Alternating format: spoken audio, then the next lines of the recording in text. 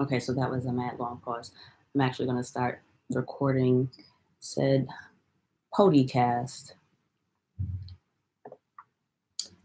Salutations and shit, motherfuckers. Welcome to another episode of Travel and Shit. I'm your host, D. Carey, and if you're new, welcome. Travel and Shit is more of an experiential conversation on travel as opposed to the how I did it, where I went, yada, yada, yada, the stuff that you can basically go to Google for. I would like to offer you guys more of a personal experience on travel and talk with you, discuss with you, and share how travel has changed myself and, of course, the occasional guest. So today is just me, and it'll be another one of my favorite kind of podcast episodes. It'll be an introspective one. But before I get that, if you aren't following me on the Instagrams, go ahead and do that. _DCarry or Travel and Shit with an underscore at the end. You can always listen to the podcast. I guess not visually, because then that wouldn't be visual listening. Well, okay, so I'm on YouTube as well. So if you would like to watch the podcast, you can do so beginning on Wednesdays on my YouTube, which is just search Travel and Shit, or go to travelandshitpodcast.com and you'll find links to different streaming platforms that the podcast is on. So you can listen to just the audio, or you can just link to the visual that way. And I also have each episode listed there with the description and any associated links that you may need or that you may be looking for as referred to in the episode. So that out of the way this week. I don't even know what the things left behind. Let me write that down so I don't have like a forever trying to name this the things we leave behind. Something of that variation. So another funeral. We just buried my Uncle Oliver today. He is the second great uncle that passed in the past 2 weeks. My Uncle Anderson died maybe 2-3 weeks ago. Uncle Oliver died last Tuesday. My grandpa passed back in October. So the past 6 months have been really, really fucking heavy for me. It's a new space for me to deal with grief, because prior to that, I'd lost, a couple of associates, older friends, mostly, I guess the ones that stand out are AJ and McLaughlin. But before that, my Aunt Debbie was the only person close to me that I had lost. I had an uncle that died back when I was 13, but sadly, I didn't really get a chance to know him. But when my aunt passed, that was the first person that I lost that I really, really cared about. And then my grandpa. And now with two of my great uncles passing, especially after my grandpa passing, it's really, really,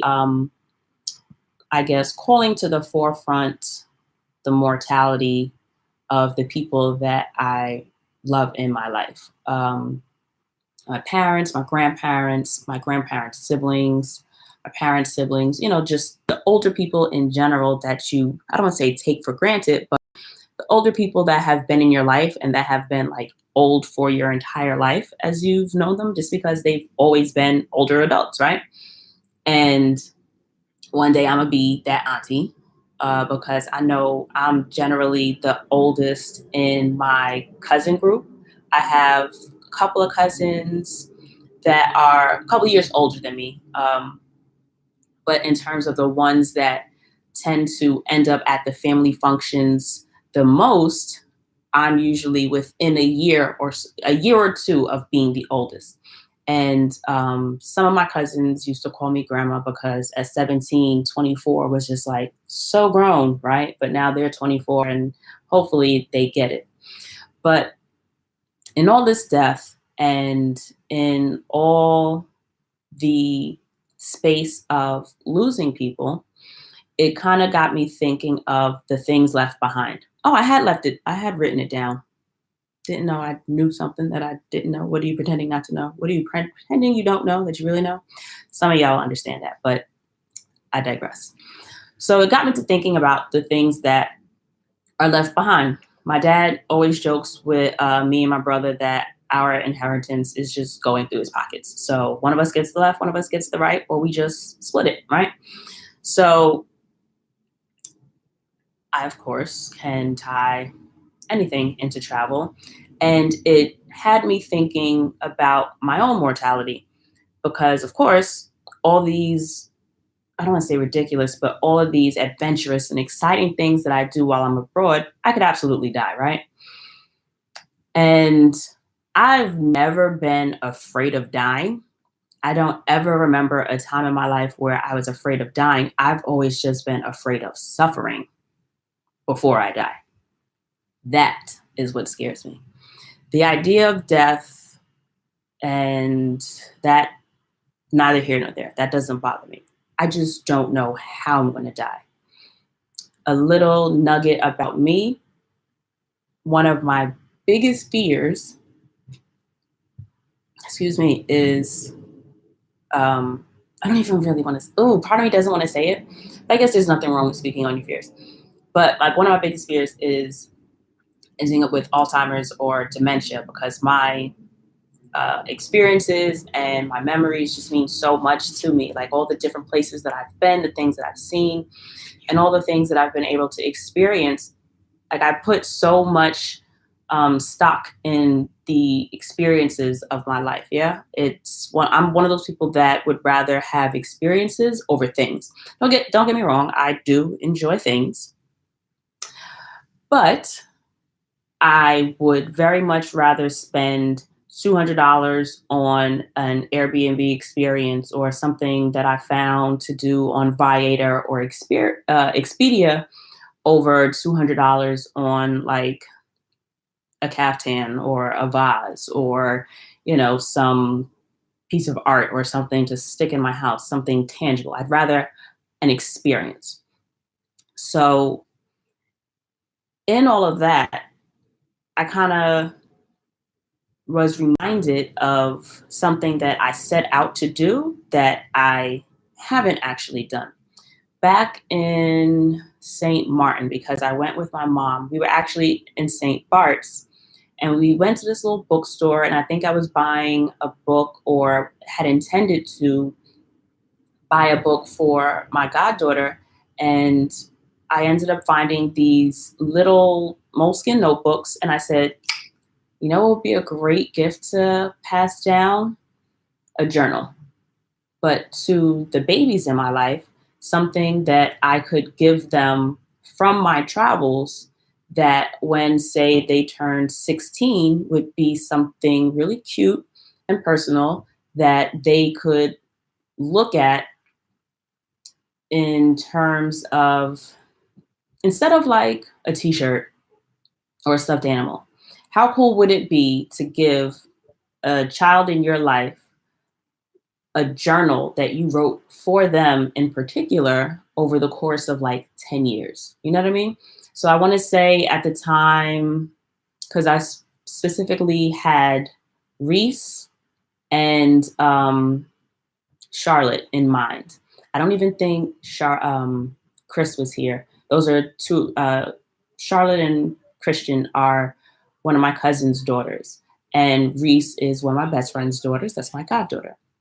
And so I particularly had these babies in my mind when I was thinking about these journals that I wanted to keep for the girls as I traveled. So my intentions were to purchase the journal and then write in them on every trip and talk to them about how I felt, I guess different ways that I thought of them while I was traveling, things that I thought that they may enjoy, little anecdotes, and just, nothing really overly deep per se, but just a way to show the babies in your life. Because you know how you grow up And then you've got those aunts and those uncles or whatever that say, oh, I remember when you were so small, or, oh, I've known you for this. And I remember this time you did that. And you're like, whatever, like, I don't know you. You know what I mean? It's just, you don't necessarily feel that same connection sometimes from like the older adults in your family that swear that they know you, right? I feel like this is a really cute way to prove to the babies, no, I do remember when you were this small. I do remember when you were this young. And I have had you on my heart since you were born. Since you got here, you've always been important to me, even though I may not have been able to fly to where you were, to be there for important dates and events. Like, you've always just been important to me, right? So that was my full intention. Very similar to how I always bring a journal with me when I travel. I think I bought this at the same trip. I'm certain I did because I remember the first entry I wrote was from that trip. And what I do is I always bring the journal with me, but my heart is always in the right place. But I tend to just get lazy while I'm on my trip and not really want to sit down and write. I either want to sit and do something else, like sit on my way someplace, or sit and do absolutely nothing. So I have this journal that I have all the intentions of writing in when I travel. I just don't always do it. But so that's to say, I have a journal that I like to bring with me and have on hand when I'm traveling, so that should the spirit move me, I'm able to journal and jot these things down, so that when I come home, I'm always aware of how I felt in that moment while I was traveling. So it's kind of the same thing, but like in an adult voice, palatable for children.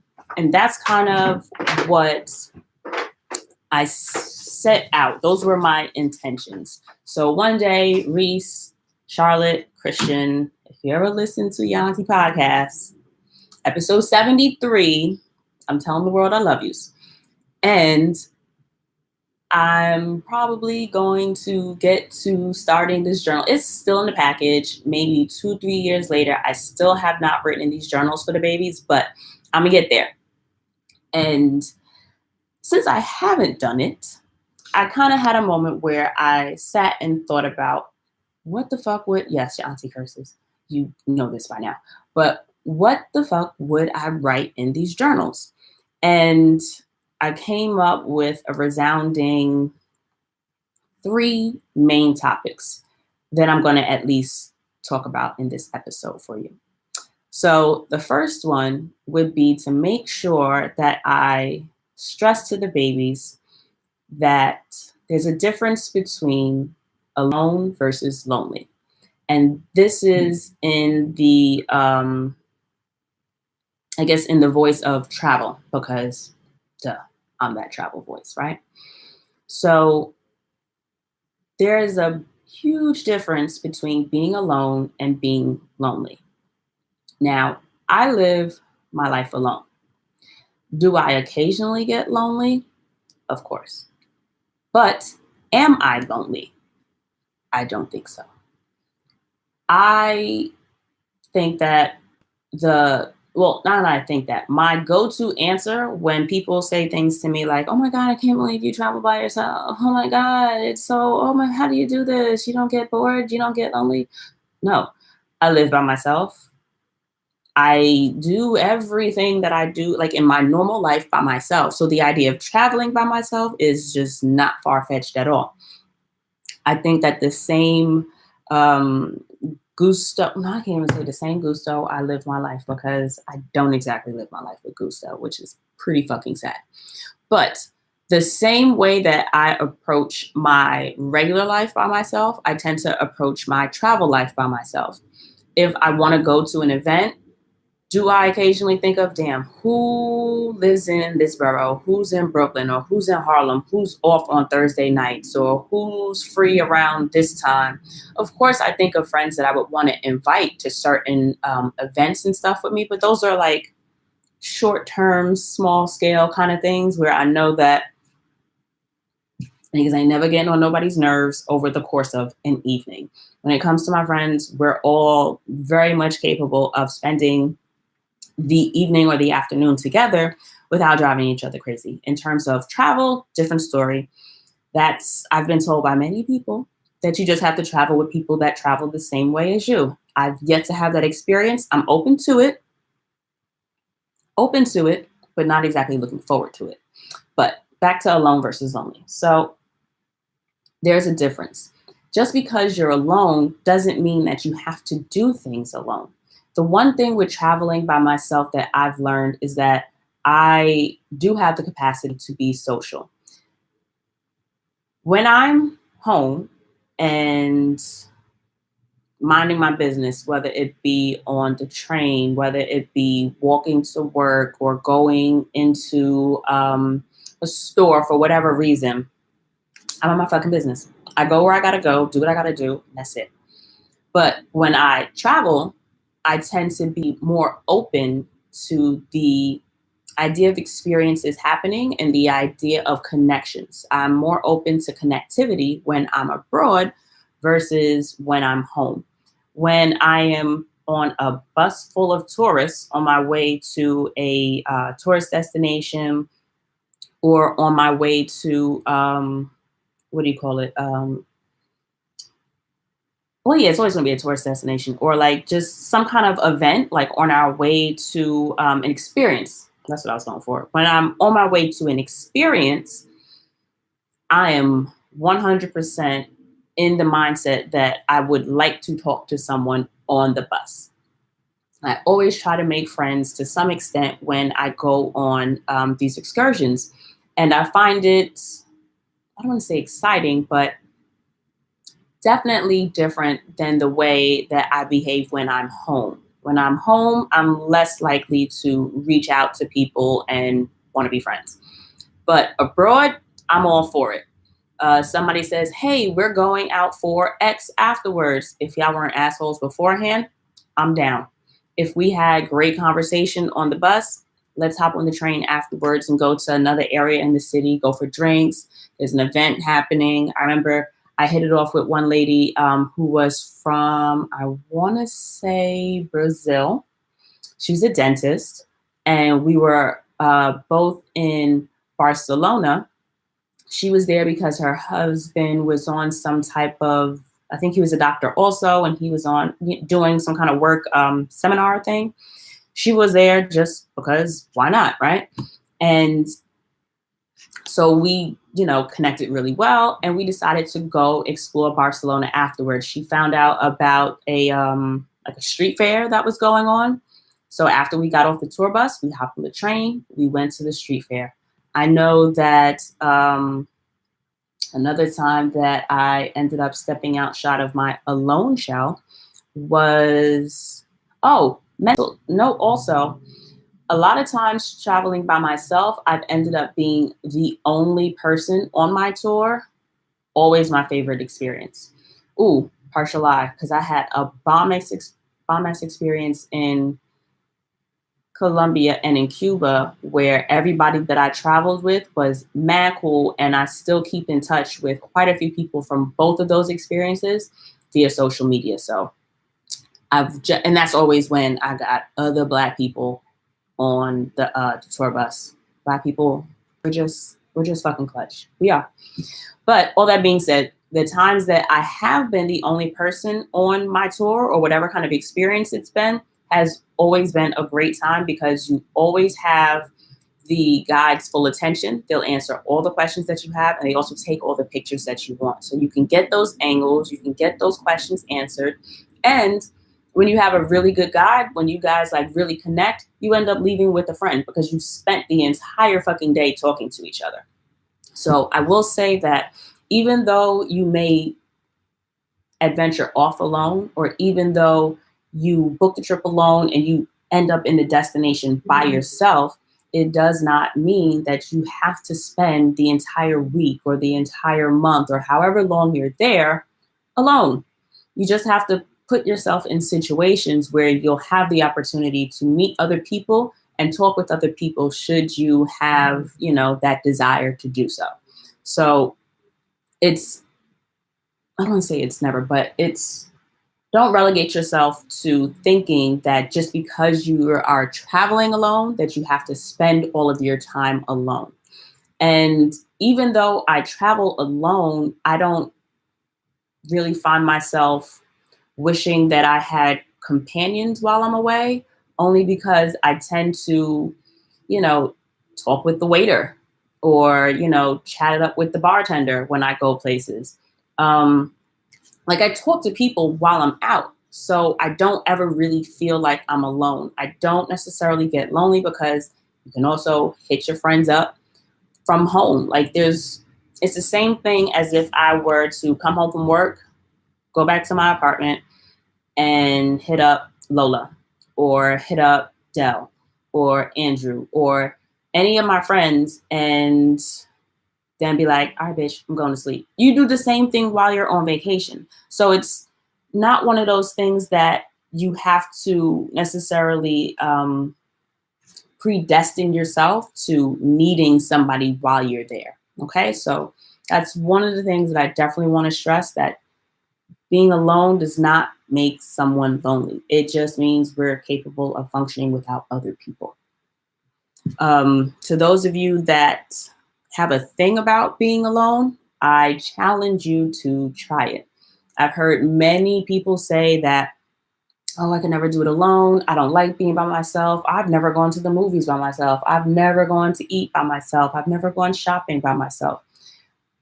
Before 25, that was me. I'd never gone to the movies by myself. I'd never gone to the mall by myself. And I think I'd never eaten alone at a restaurant by myself.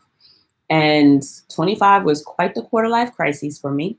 And what I will say that I benefited greatly from was I went through a phase where for the entire month of July before my birthday, I'm an August baby, I don't know if I was successful in doing all 30, 31 days of July, but I did something new every day for a month before my birthday. Now, I say all that saying, I don't know if I was successful or not because this was almost 10 years ago now. But I do remember a lot of the firsts that I was able to experience. And a lot of that broke me out of the alone and lonely being the same thing narrative, where I had moved on my own back in 2008. I don't know how old I was, maybe 22. So yeah, around, because I graduated 2007 in May, moved out the following May 2008. So that would have been 21, 22, 22, 23 or so, right? I don't fucking know. Again, retention, not really my thing. All that to say, before 25, I had quite the idea of alone, loneliness, and just like being by myself. And once I was able to do those very basic things by myself, going to the movies, going to a restaurant, and going shopping by myself, it unlocked a whole nother fucking world. And I didn't travel alone at that time, but I will say that for me really began like the idea of I'll be fine. So for those of you that aren't exactly sure about solo travel because you just haven't really done too many things by yourself, don't fuck around and just throw yourself across the ocean for the sake of saying that you travel solo. If it's really something that you're apprehensive about, I would suggest starting slow. Do things by yourself at home. If you've never been to the movies by yourself, go to the fucking movies by yourself. If you've never eaten dinner by yourself, go to a restaurant, table for one, guest one, by yourself, no friends. You won't be lonely.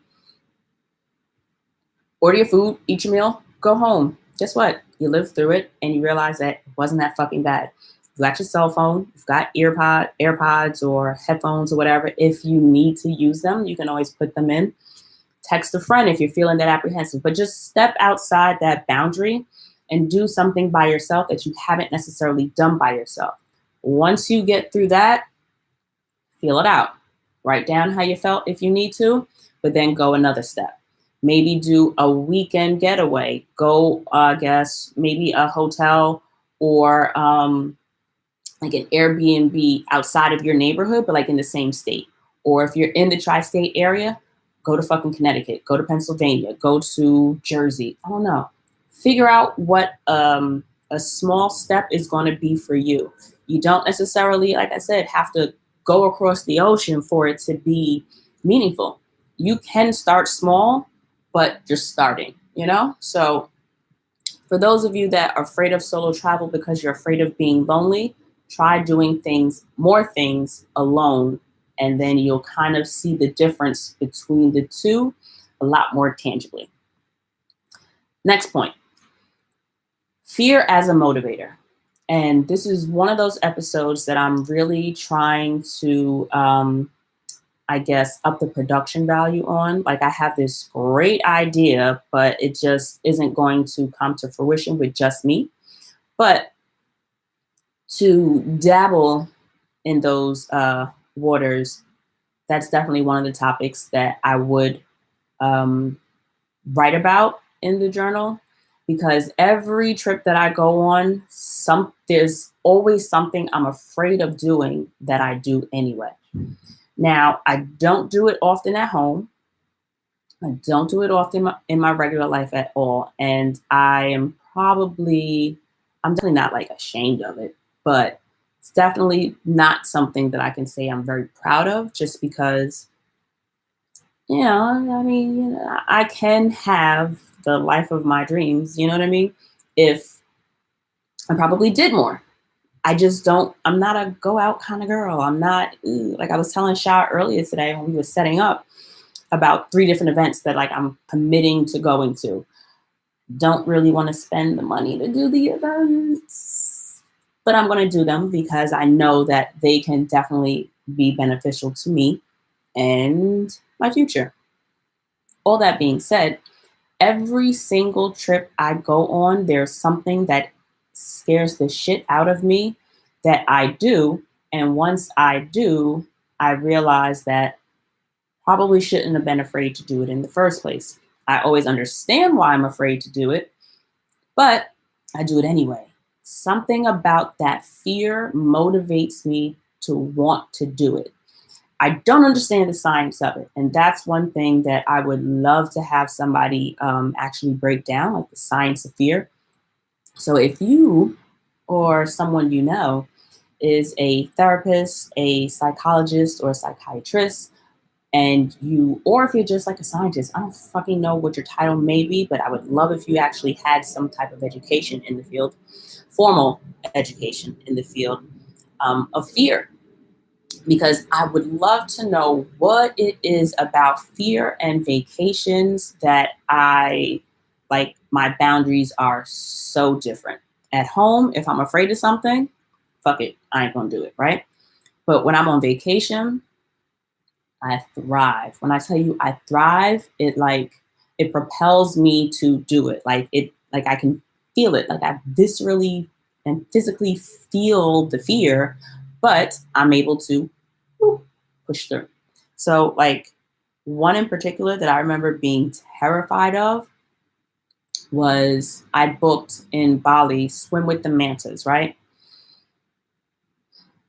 They're basically huge stingrays, to my understanding. That is the little bit of Googling that I allowed myself to do before I said, chill, you already paid for it. Don't fuck around and get too scared that you lose out on this money, right?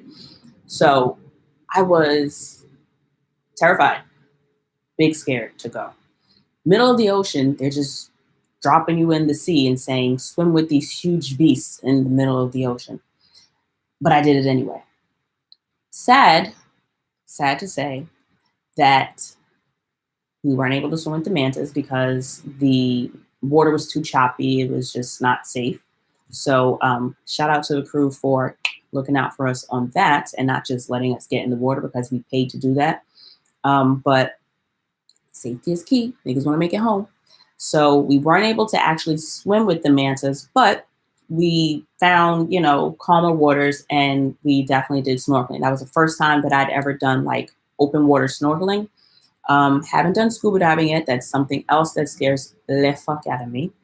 I almost did it in Guadeloupe, but it was very hard to get around since I didn't rent a car, and the taxis there are wild expensive. So I didn't do it in Guadalupe. There'll be another tropical place that I go, and I'm certain I can find scuba diving as an option. And it'll be a lot cheaper to do it there on vacation because a lot of vacation spots will package like everything like in one manageable price versus like having to go to lessons and all that kind of shit. Like just throw me in the water thinking I know what I'm doing. As long as I'm to the point where I'm not going to die, I'm good. All that being said, swimming with the mantas, your girl was terrified. But that fear made me want to do it even more. And I don't know why, but yeah, even just jumping off the boat to go snorkeling, scary, middle of the ocean, but did it anyway. Couldn't see the shore. We just in the water. Swim. Go ahead and swim. But I did make friends while I was on the ship. Well, not a ship, but on the boat. And so knowing that you're in the water with other people that like are aware of your existence so that God forbid something happens, just you would hope in good faith, human nature, somebody says, hey, guide, she looks like she needs help. Or if they're better swimmers, reach out and help a nigga, you know? So that was one trip. That was probably one of the most recent times of like actual fear I remember. Another thing that I was afraid of was, I don't know why, but oh no, shit, I remember why. When I stayed in Bali, the I don't say that. Well, yeah, the house that I stayed in was like it was actually on a rice field. And so there was this really, really, really narrow pathway to get from my door to the main walkway. And so when I arrived, it was pitch black, and my host had like his cell phone as, you know, his little flashlight, and he carried my luggage, and he's aware of where he's walking, and I have no idea what I'm walking into. But I'm following him, and I'm terrified because it's like, it's just, what is this, 2.5 feet? It's no more than 3 feet of like pathway, and then it just drops off into a rice field. Now, mind you, the drop is maybe another 3 feet, but it's like expansive rice field to your left. And so it just looks wild. It just looks very scary as opposed to, you know, I don't know, a fucking sidewalk or a path or a bridge or like something with a ledge so that in your mind, at least, there's something stopping you from falling over, right? So I think I was mentioning before that I have a fear of unrestricted heights. Like I've done skydiving, I've done zip lining, bitch been high, okay? But I'm always strapped into something, like I'm always attached to something. I've been to that top floor, or I think it's the second from last floor, because I think the top floor is just more restaurant. I don't know, but One World Trade, you can see like all the bridges in Manhattan from whatever like story, the highest one up, they're gonna let you go to. So I've been up and then like right on the glass and then look down. That doesn't bother me because there's something there. I'm not falling through the window. I'm not falling out of the zip line harness. You know what I mean? I'm not afraid of that. It's when I look over and there's nothing stopping me, that's when I'm afraid. But still, even in that fear, I still go. And after I'd gotten into the house in Bali, I was scared to leave because now this is going to be the first time that I'd seen the path again. And it's not like I got a good view of the path. I was in the dark following this nigga's flashlight. So all of that walk, I was scared because it's pitch black and I'm seeing like this much walk space and it's turn, walk straight, turn, walk, then another turn. And then it was a lot. All that being said, I was fucking hungry. So there was the decision of find something that I can order, somebody that might deliver in the middle of wherever the fuck I am, or Get out and explore. There's a restaurant that's like a 10-minute walk away. You just have to not be afraid of leaving the fucking house. And I remember being so scared. I don't know why I was so scared, but I was scared. But as soon as I like realized it and I guess identified it as fear, I wanted to conquer it. And it's just one of those weird things about vacations that I am, just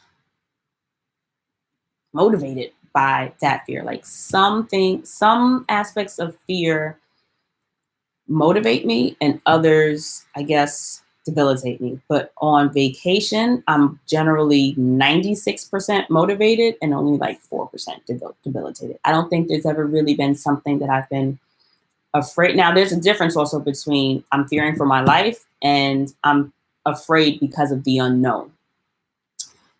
That is another like mad deep moment that I had while I was thinking about this whole topic.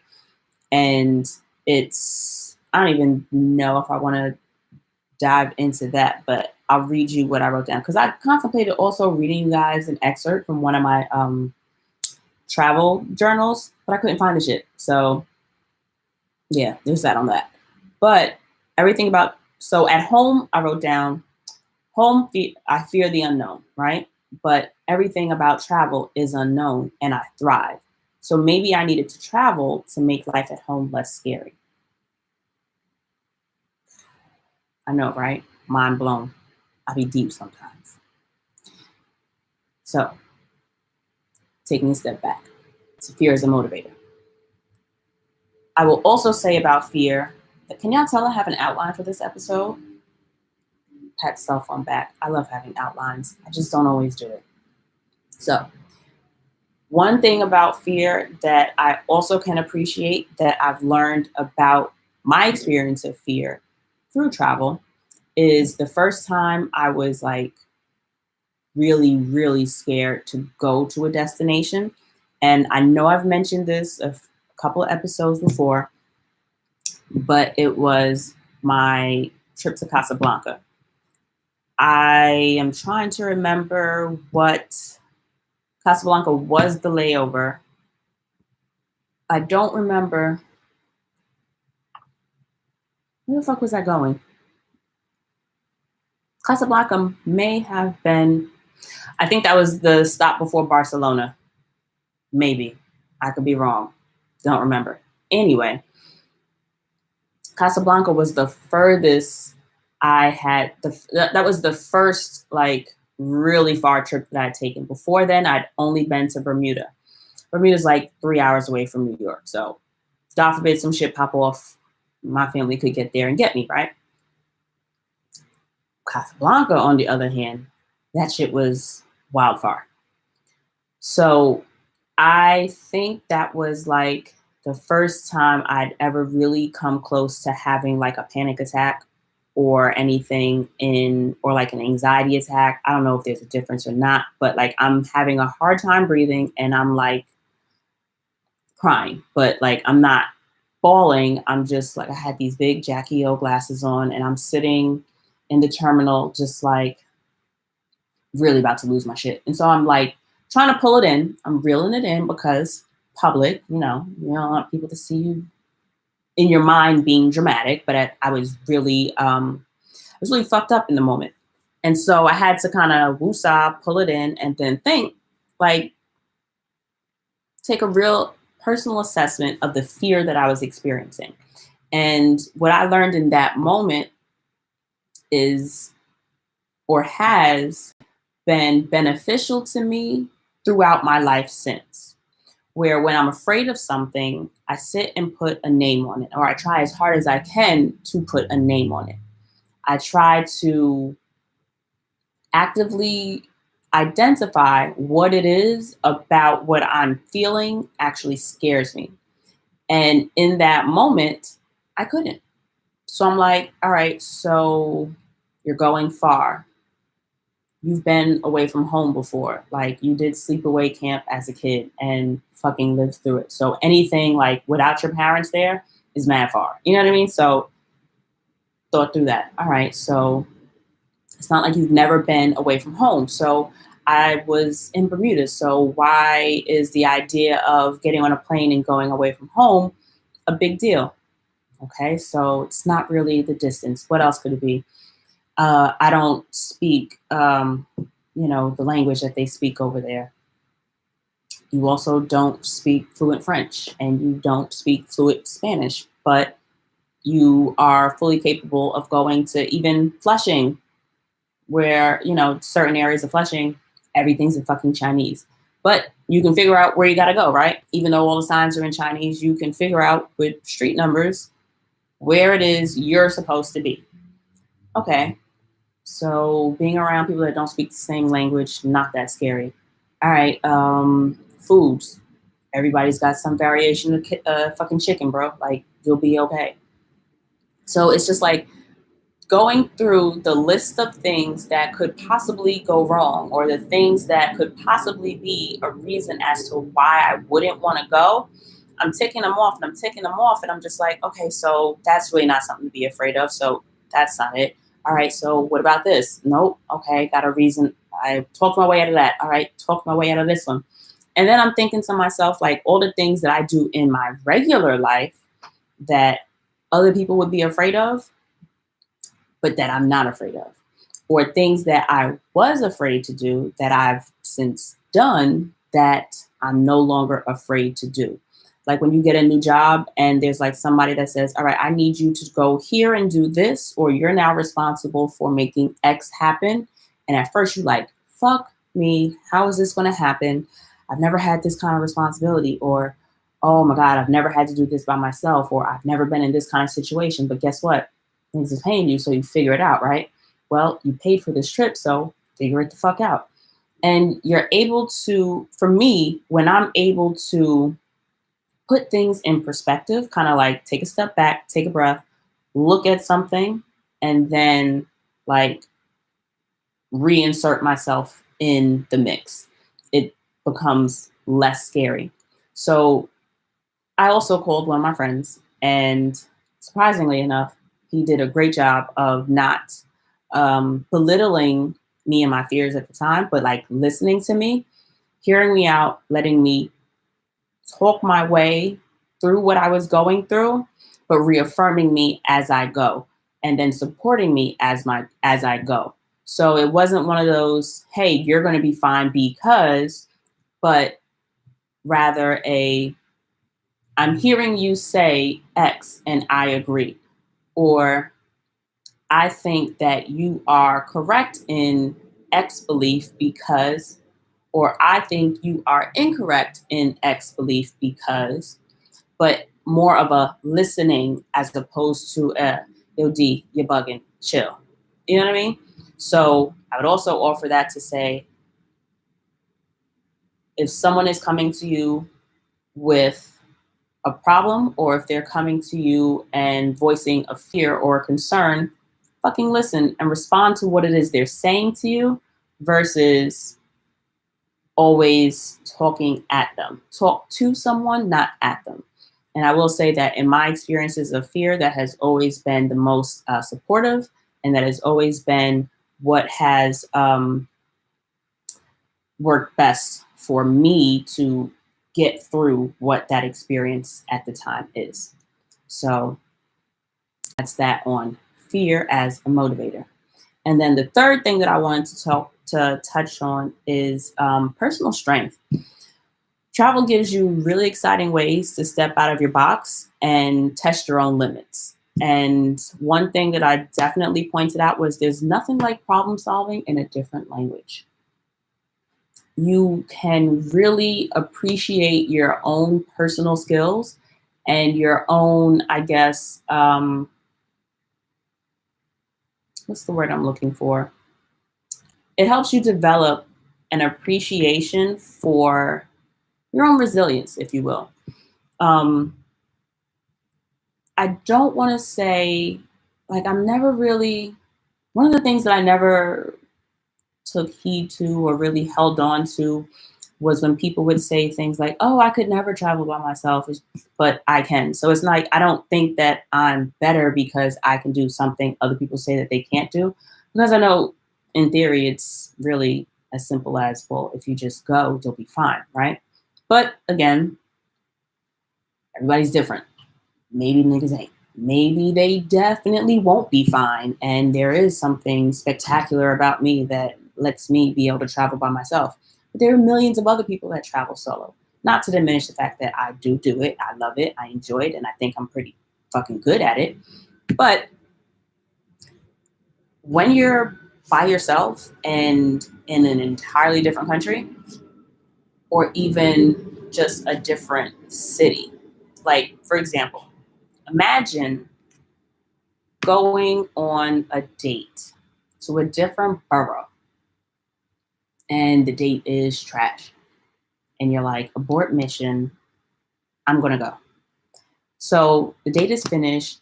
Y'all not riding the train together. You ain't getting a ride back home. You never been in this borough before. It's like if I were to go on a date with somebody in Staten Island. I've been to Staten Island maybe 3 times in my life. I have no reason to fucking be in Staten Island, right? But let's say there was just like an incredible event that I just couldn't miss. And this dude is like, yo, come with me to Staten Island and come to this date. And it's a trash date. He'd initially arranged for me to get back home, but all of a sudden, he's a dub. I'm out. This isn't working. I don't want to be anywhere around you. Just because I've never been there before, or just because I've never been in a particular area, doesn't all of a sudden mean I can't find my fucking way home. I'm going to find my way home from wherever I am, because I'm never going to let myself be stranded someplace. And that's just the same kind of like mindset that you bring with you when you travel abroad. Just because you've never been to a neighborhood before, or just because you've never been to, a location, destination, or whatever, doesn't mean that you're relegated to just experiencing everything in this weird mystical fog. Like, you're still you're still yourself. You still enter this experience with the same mindset that you had beforehand. And hopefully once you leave, you've expanded said mindset. So just because something isn't, something is foreign to you, doesn't mean that it has to stay foreign. So for me, travel has just been a really, really exciting way for me to figure things out on my own while having to figure it out. And having to figure things out has also really just been, what's that saying? It's a quote. Something, necessity breeds, is like the birth of ingenuity or something like that. Well, basically, like, when you need something, you figure out a way to make it happen, basically. So that's basically what I'm trying to get at. It's just like, when you're abroad or when you're by yourself, there's like a certain kind of, I don't want to say moxie, but that's like the first thing that comes to mind. But there's a certain, like, you are able to just pull it the fuck out of you. You figure it out. I'll never forget Doha. I was in Qatar, and I was just talking about that earlier. I had commented on another person's Instagram or something like that, and Doha was one of the first places I went that taught me the beauty in a long layover. Travel with Miko, that's who it was. I commented on her Instagram post because she's there. I guess she's someplace on a long layover, whatever. So long layovers, personally, love them. Mentioned it before. But I was in Doha for maybe 3 days, I want to say. Or it was 3 nights, 2 full days, something like that. And I was insistent on walking to my hotel from the souk, which is like an open market, because it was a mile away. And it was, according to my little map at the time, a straight shot. So I think I ended up losing service or some shit like that. It can be very difficult getting service in the airports when you're traveling. And a lot of times, once you leave the airport, it gets better, but sometimes it fucking doesn't. All that being said, explored the souk, had a great time, got back to the tour group late, almost lost my luggage. Another story for another day. Pretty sure I told it in the past. I spoke to one young lady. She explained to me, walk up this block here, and then it'll be to your left. Something like that. It was basically a straight shot. Bitch, it wasn't straight. It wasn't nothing straight about that shit. So I'm walking straight the way the young lady sent me, and then the street turns to like all cobblestone, and then all of a sudden there's no sidewalk and there's like 4-lane highway. You can't walk there. So I had to take a fucking detour. So I'm taking a detour like down like an alley, and then there are more alleys. And so I'm just walking through the alleys with my fucking carry-on and my book bag. So I'm like obviously a tourist. And I'm walking in a bunch of like dark fucking alleys, and I don't know where. I know I'm in Doha, but I don't know where in Doha I'm at. I just know that my hotel is supposed to be 1 mile away. So I'm walking, and it's making mad noise because cobblestone is the bane of a traveler's existence because fuck wheels on cobblestone. Heels are hard on cobblestone, but thankfully I'm not a heels kind of girl. Probably had on Chucks, but dragging this suitcase was a pain in the fucking ass. And of course, I'm not just going to carry it because I'm still a girl. And of course, I pack generally more than I need. So the shit was fucking heavy. So I'm walking, and I have no clue where I am. I'm trying not to make too many turns because I don't want to get that far off, but I'm also trying to not be like in like extra creep zone. So every once in a while, I try to stop and ask someone for directions, but nobody wants to pay me any mind. Nobody.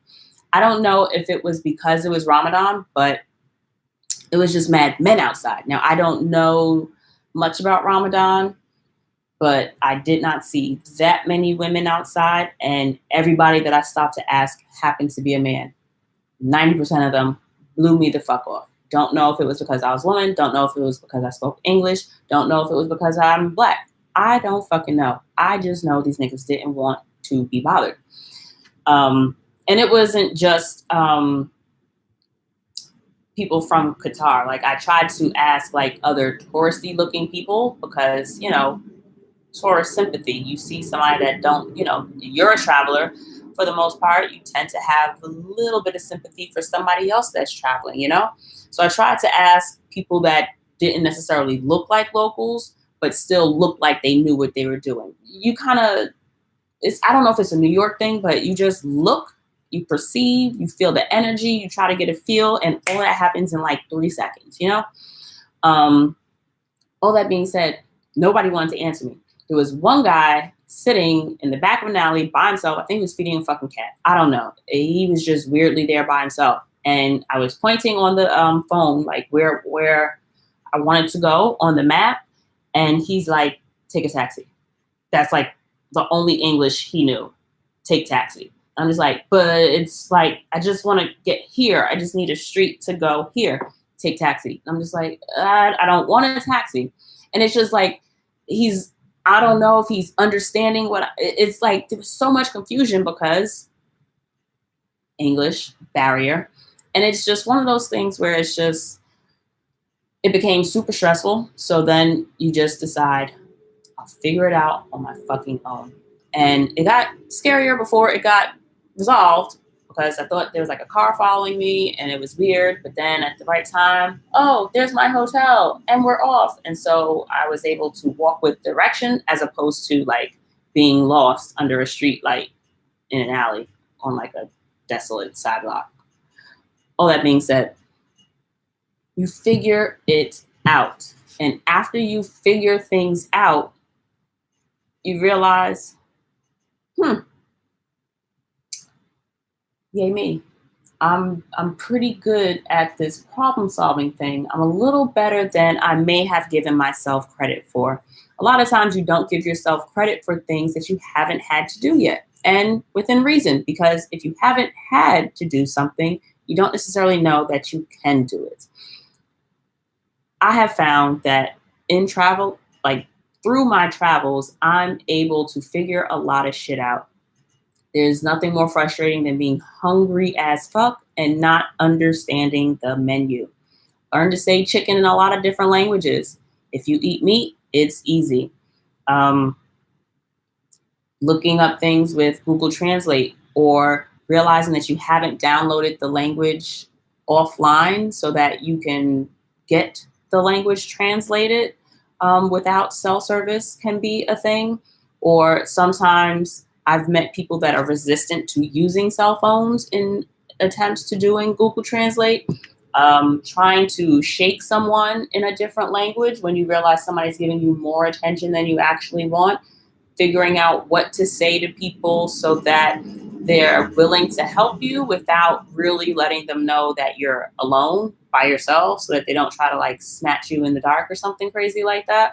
Working through those kind of little worst case scenario ideas that go through your mind so that being able to decipher, okay, I'm being paranoid versus I'm being precautious. Paranoid, precaution. It can be a very fine line. So for me, I have found a lot of instances where I've just been really fucking proud of myself or really, just, I don't want to say surprised, but you're reminded of your resilience when you have to be resilient. And what's fun about it in this instance is that you're able to do it in a context where there's excitement, there's joy, there's hopefully learning something new. The difference in learning about your resilience on a vacation where you can, for the most part, move at your own pace is a lot more, I think, it's less fucking traumatic than having to learn about your resilience through a less than favorable time in your life. You don't necessarily want to, go through stressful, trying, depressing, sad times in your regular life to be reminded that you're resilient. I'd much rather have new and exciting experiences and be reminded that I am capable. I am adventurous and exciting, and that I do have a great life from great experiences, from fun experiences, as opposed to experiences where, you are faced with more difficult or sad times in life to kind of put the good times in perspective. So, in a nutshell, those are three of the main things that I would definitely want to express to the babies in my life, the young adults in my life, my younger cousins, my goddaughters. Just letting them know about the different ways that I've grown through travel and the different really great experiences that I've had in travel, and the little lessons and some little nuggets that I picked up along the way, and that ultimately I would love to tell them about to kind of, I guess, drip little drops of water on the seeds of travel that hopefully I've planted in their minds. So that's it for this week. I love me a little bit of introspection. So, I was all the way here for this episode. I would love to hear some ways that travel has helped you guys grow, some things that you guys have experienced and grown through in travel. If any of you guys keep travel journals, and or if you guys do anything in particular to accumulate and leave behind for loved ones when you're gone. So when you die, what do you have to leave behind? Because when I die, I'm going to have, hopefully, God willing, all my memories, and I'll die in my sleep like old as shit. My Uncle Oliver was 96 years old. My grandpa would have been 89, 3 months after he passed. He would have been 90 in January. He passed in October. I don't know how old my Uncle Anderson was, but I feel like he's early to late, because I feel like my grandma was the oldest. So if my grandma's late 80s, he had to be mid 80s. So hopefully I'm I don't need to live forever. I don't, although incidentally, another nugget about me, of all the supernatural beings, if I tough call, would I want to be a witch or a vampire? If it's between vampire and werewolf, easy choice, I'd be a vampire. But if you could add a witch on there, I think maybe I'd be a witch only because I don't need to live forever. I feel like there would be more sadness in the idea of living forever than not. Yeah, I'm leaning more towards witch. But I'm in the middle of the originals. I'm like, I think episode 19 in season 3 of the originals. Good shit. If you ain't watched it, get into it. Somebody DM me, text me, or whatever, because we could talk about this shit. But I forgot where the fuck I was going. So yeah, I fell down another rabbit hole. I do that quite often. That's it. So if you haven't already followed me on the Instagrams _DCARRIE or travel and shit _ at the end, spell it all out, no exclamation mark. Travelandshitpodcast.com for the website. Thanks for listening, guys. Be sure to subscribe on the platform that you listen on and rate me if you haven't already, so that other people can find travel and shit and, be part of the know like you are. Let them be cool kids. All right, that's it. Thanks for listening, guys. Bye.